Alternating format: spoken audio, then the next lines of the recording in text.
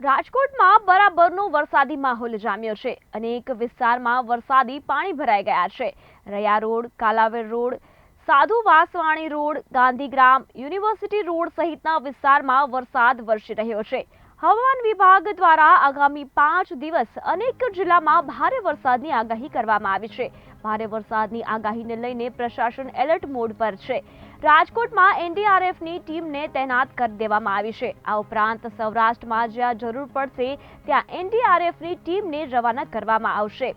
રાજકોટ જિલ્લાના ગ્રામ્ય વિસ્તારોમાં ધોધમાર વરસાદ વરસ્યો હતો। નાની પરબડી ગામમાં 3 ઇંચ વરસાદને કારણે નદી ગાંડીતુર બની હતી, જેના કારણે ફુલઝર નદી પરનો કોઝવે પાણીમાં ગરકાવ થઈ ગયો હતો। આજે વહેલી સવારે ફુલઝર નદી પરના કોઝવે પર પાણીમાં એક બોલેરો ગાડી ફસાઈ હતી, જેનો વિડીયો પર સામે આવ્યો છે।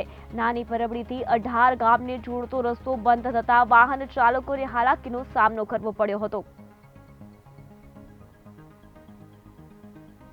હું અહીંનો સ્થાનિક રહેવાસી છું।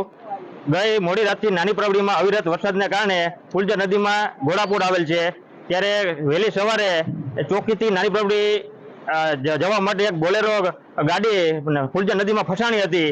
એ બોલેરો ગાડીને ફુલઝર નદીમાંથી ફસાણી હતી, એને કાઢવા માટે નાની પરબડીના તમામ ગ્રામજનોએ ટ્રેક્ટરની મદદથી એને બચાવેલ છે અને ગામના લોકોએ જીવના જોખમે એને સ્થાનિક લોકોએ જીવના જોખમે એને બચાવેલ છે બોલેરોને।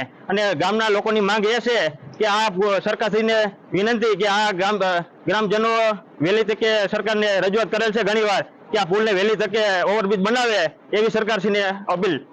ધોરાજી તાલુકાનું નાની પરબડી ગામને ચોકીને નાની પરબડીને જોડતો પુલ છે, એ બેઠી ધાબી છે, એ મોટો પુલ બનાવી દે અમને। આજે વહેલી સવારે ચોકીથી બોલેરો બાટલાનો ભરાઈને આવતો હતો, એ વચારે હલવાઈ ગયો। એ અમારી ટ્રેક્ટરના જહેમતથી અમે અમારા જીવના જોખમ મૂકી અને અમે વચારે ગયા ટ્રેક્ટર લઈ અને અમે બહાર કાઢ્યો। શું તમારી માંગ શું છે? અમારી માંગ એટલી જ છે કે અમને બેઠી તાબી છે ને એ ઉપર ઊંચો પુલ બનાવી દે, એ જ અમારી માંગ છે।